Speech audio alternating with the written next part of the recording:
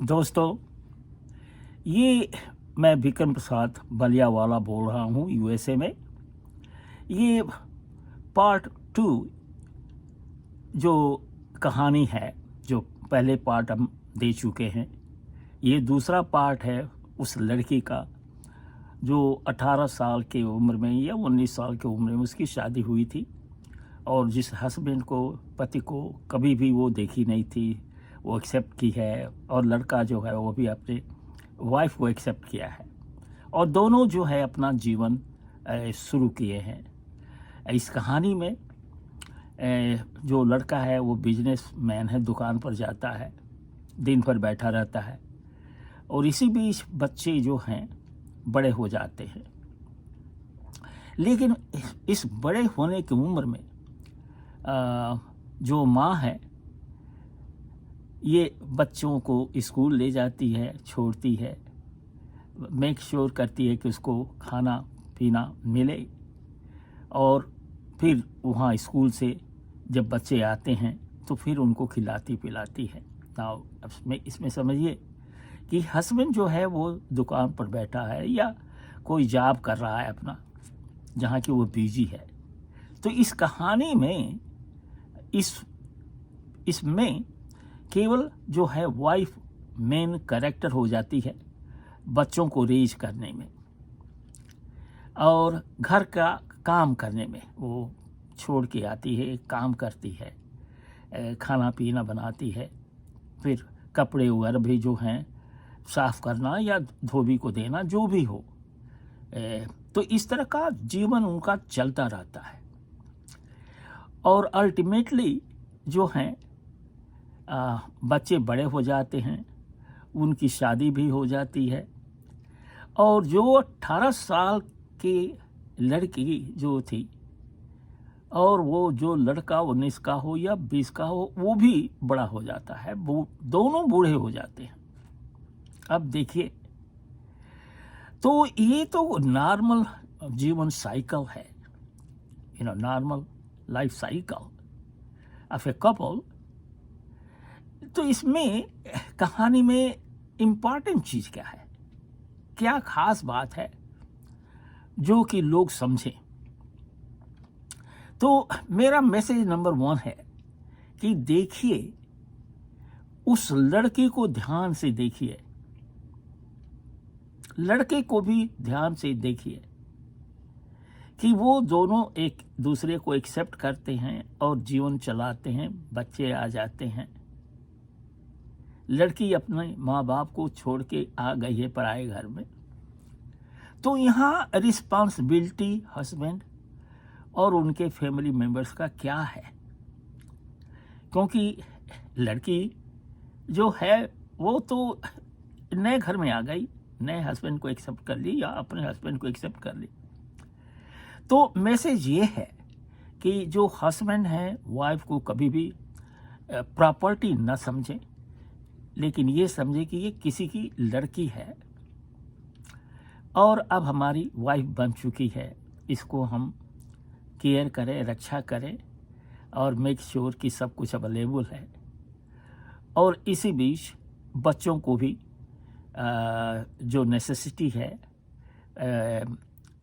Available कराएं, किताब हुआ, जो भी हो, मनी हुआ, क्लोथिंग्स हुआ, जो भी हो।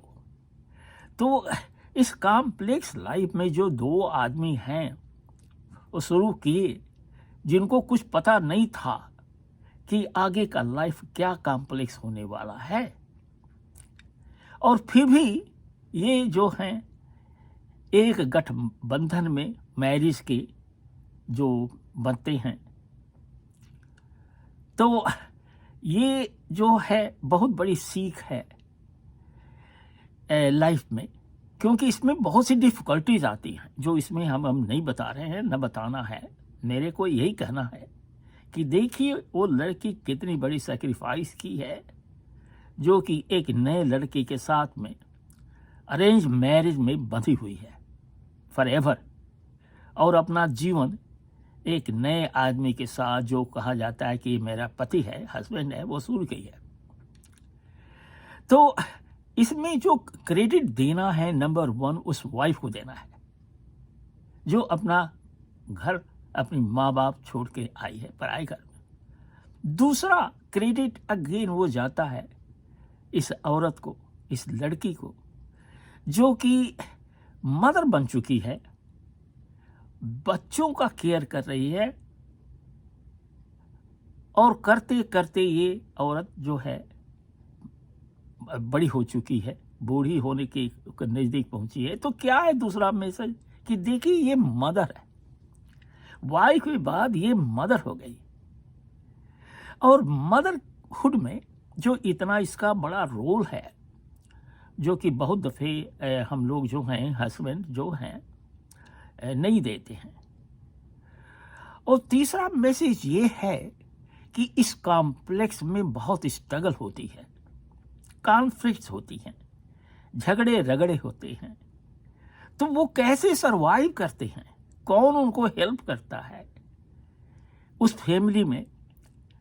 तो ये भी एक बहुत बड़ी अलग से कहानी है। लेकिन हम ये कहेंगे कि जॉइंट फैमिली सिस्टम में जो एल्डरली फैमिली मेंबर्स हैं वो बहुत मदद करते हैं। लेकिन अगर कोई हस्बैंड वाइफ ही है और रह रहे हैं, कहीं चले गए विदेश या चले गए दूसरे स्टेट में, दूसरे सिटी में, और केवल हस्बैंड वाइफ है, तो उनका कॉम्प्लेक्स और दूसरा है और इसमें ये बताना बहुत मुश्किल है। लेकिन हम आपको बताते हैं कि देखिए ये बहुत बड़ा मैरिड कपल का कॉम्प्लेक्स है जिसमें बच्चे आ जाते हैं, बच्चे बड़े हो जाते हैं और माँ बाप जो हैं बूढ़े हो जाते हैं। तो इस लाइफ साइकिल में इतना कॉम्प्लेक्स है जिसको बताना मेरे लिए संभव नहीं है। लेकिन हम ये ज़रूर कहेंगे एज ए हस्बैंड जो है आप इस लड़की की सैक्रिफाइस को समझें और जितना सपोर्ट हो वो दे सके। अभी तो बहुत सी कहानी है, हस्बैंड अल्कोहलिक हो सकता है, हस्बैंड जो है बैड बिहेवियर हो सकता है, हस्बैंड के पास बिजनेस नहीं चल सकता होगा मान लीजिए और पैसा नहीं है, कैसे वो बारो करता है चलाने के लिए और बिजनेस या तो फ्लरिश होती है या तो फेल हो जाती है, वो दूसरी कहानी है। वो कहने का मतलब है चाहे वो बिजनेसमैन हो या सर्विस मैन हो, इस यंग लड़की के लाइफ में यही दोनों फाइटर हैं। ये हम उनको कहते हैं टू वॉरियर्स जो हैं इस लाइफ में, दो वॉरियर हैं और दोनों वॉरियर जो हैं अपना लाइफ साइकिल चला रहे हैं और बच्चों को रेज कर रहे हैं और इसी बीच वो कुछ पैसा भी बचा रहे हैं जो कि बच्चों के आगे काम आएगी। तो देखिए मैं यही स्टॉप करूँगा इस मैसेज को दे करके। आप भूले नहीं इस 18 साल की लड़की या 19 साल की लड़की जो आपके लाइफ में आई, हस्बैंड के लाइफ में या एक नई फैमिली में आई, और कैसे कैसे वो लड़की अपने माँ बाप को भूली, भाइयों को भूली, भले ही वो आती जाती हो उनके घर में, अपने पुराने घर में, मैके कहते हैं उसको, आना जाना हुआ हो। लेकिन देखिए ये बड़ी इम्पॉर्टेंट चीज़ है जिसको हम लोगों को भूलना नहीं चाहिए as a man, as a husband, as a friend. तो हम इस वीडियो को यहीं रोकेंगे और आपसे रिक्वेस्ट करेंगे कि आप समझने की कोशिश कीजिएगा इस कॉम्प्लेक्स को। So thanks for watching. इसको बोरियत नहीं समझिएगा, ये मेरा एक मैसेज समझिएगा। Thanks for watching this video.